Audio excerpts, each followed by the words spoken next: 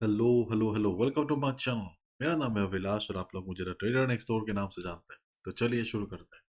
तो जैसे कि हमने सुबह देखा था मेरे इंग्लिश चैनल में कि DXY तब रिकवर करने की कोशिश कर रहा था। और जैसे कि हमने अनुमान लगाया था कि DXY जितना भी कोशिश करे, फिलहाल जो सेलिंग प्रेशर चालू है वो चालू ही रहेगा। जैसे कि मैंने आप लोग को पहले ही बताया है कि मार्केट ऐसे ही रहेगा। मार्केट अभी काफ़ी अनप्रेडिक्टेबल है, काफ़ी वॉलेटाइल है, जिसके चलते ट्रेडिंग करने में काफ़ी मुश्किल हो रहा है। अगर आप नए हो, अगर आप इस मार्केट में नए हैं, तो कृपया ट्राई कीजिए कि जो भी लॉट साइज आप यूज़ करते हो यूजुअली, आपका लॉट साइज इस बार थोड़ा छोटा हो जाए FOMC तक, क्योंकि मार्केट FOMC के बाद ही फिर से एक डायरेक्शन लेगा और तब हमें तभी पता चला कि मार्केट का अगला जो डायरेक्शन है वो किस तरफ होने वाला है।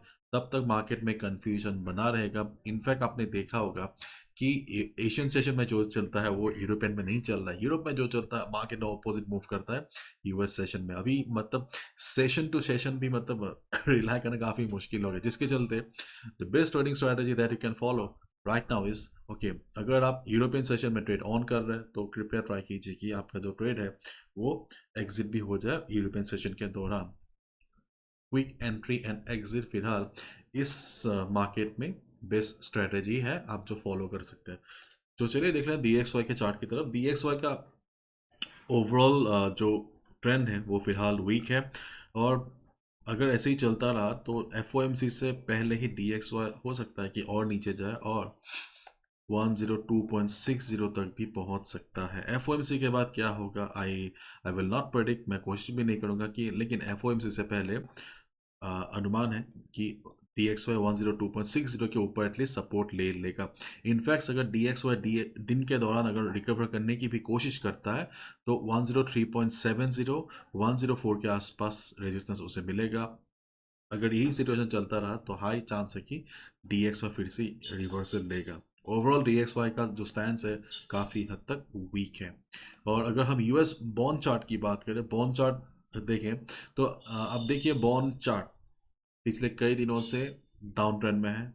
बहुत भयंकर बिकवाली चल रही है, लेकिन अगर हम अच्छे से ऑब्जर्व कर आप भी देख सकते हो कि यहाँ पे एक हमें फॉलिंग वेज पैटर्न नजर आ रहा है। फॉलिंग वेज पैटर्न एक ट्रेंड रिवर्सल पैटर्न है, जहाँ पे मार्केट ऊपर की तरफ जाता है। बहुत बार देखा गया कि न्यूज़ से पहले चार्ट बातें करता है हमसे।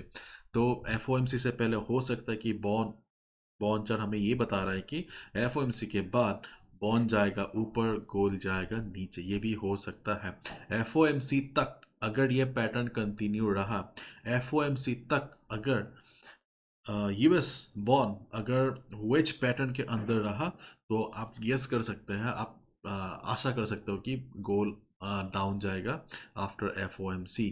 लेकिन तब तक ये जो पैटर्न फॉर्म हुआ है इसका इंटैक्ट रहना ज़रूरी है। चलिए देखते हैं, कल तक पता चल ही जाएगा मार्केट किस दिशा में मूव कर सकता है। तो अभी चलिए देख लेते हैं गोल्ड का चार्ट। सो गोल्ड के चार्ट पे जैसे कि मैंने आप लोगों को सुबह बताया था कि यहाँ पे गोल्ड ने ऑलरेडी 2 बार सपोर्ट ले लिया है, तो तीसरी बार सपोर्ट लेना काफ़ी रिस्की है। तो हमारे लिए इस चार्ट पे रिलायबल सपोर्ट है 1959 के आसपास, और दूसरा सपोर्ट है 1946 के आसपास। ये दो सपोर्ट लेवल्स हमारे लिए रिलायबल है दिन के दौरान। अगर मार्केट फिर से पागलपंती दिखाता है, आपको पता है दिखा सकता है, जो चल रहा है मार्केट में कोई अनएक्सपेक्टेड नहीं है। अगर दिखाता है तो प्लीज़ आप अवॉइड कर सकते हैं।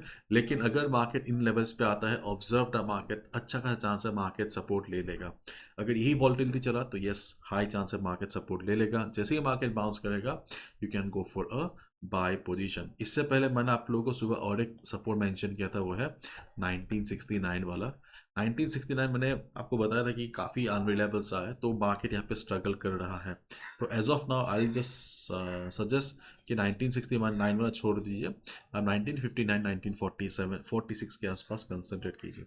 और फिलहाल इस वॉलेटिलिटी में हम एक्सपेक्ट कर सकते हैं कि FOMC तक ये जो मार्केट हाई बनाया था 2010 के आसपास, 2010 के आसपास, यही अभी फिलहाल रेजिस्टेंस का काम कर सकता है।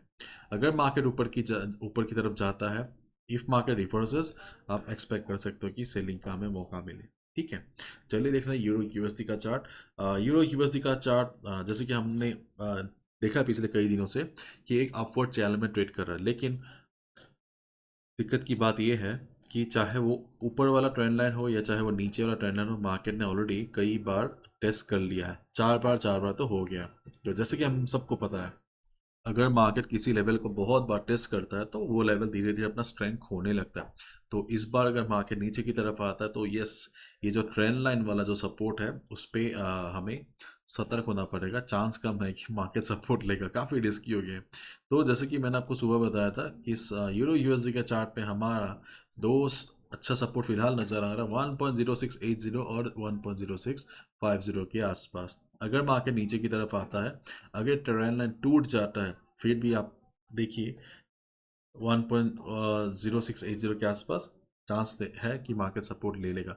अगर अगर इनके टूट जाता है 1.0650 काफ़ी हद तक स्ट्रॉन्ग सपोर्ट है, क्योंकि जैसा कि आप देख सकते हो यहाँ पे फिबोनाची 0.382 है, मूविंग एवरेजेस है जो डायनेमिक सपोर्ट का काम कर रहा है, plus strong price rejection from below. तो अगर हम सबको जोड़ते एक साथ, यस 1.0650 एक स्ट्रॉन्ग सपोर्ट नज़र आ रहा है।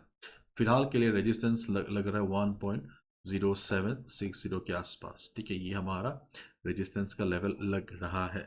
लेकिन मार्केट अप ट्रेंड में है तो मैं आप लोगों को बोलूँगा कि जितना हो सके बाई पोजीशन पे नज़र रखिए। यूजुअली मैं अप ट्रेंड मार्केट में सेल की बात नहीं करता, मैं ट्रेंड को काफ़ी हद तक मानता हूँ, लेकिन इस चार्ट पे मैं 1.0760 की बात इसलिए कर रहा हूँ क्योंकि ये वही लेवल है जहाँ से मार्केट ने मैसिव फॉल दिखाया था। ठीक है, तो चलिए बस यही लेवल से no more talking about GBP USD, क्योंकि जीबीपी यूएसडी का चार्ट कंफ्यूजिंग है, तो मैं आप लोगों को गलत दिशा में इन्फ्लुएंस नहीं करना चाहता हूँ। ठीक है, तो मार्केट काफ़ी वॉलेटाइल है, अनस्टेबल है, तो प्लीज़ केयरफुल रहिएगा, रिस्क मैनेजमेंट फॉलो कीजिए, क्योंकि मार्केट में कुछ भी हो सकता है।